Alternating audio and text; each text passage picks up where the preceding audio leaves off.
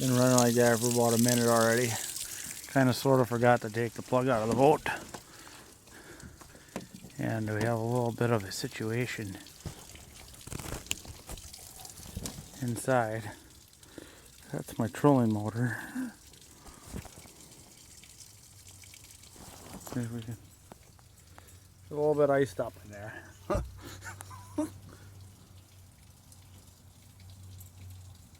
So yeah, so hopefully, I don't know if you can see the water in here,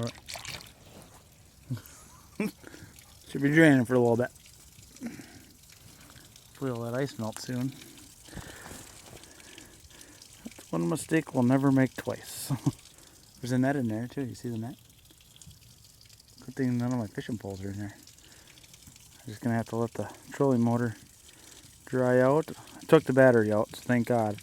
Nothing was connected to the electrical, but what a mess.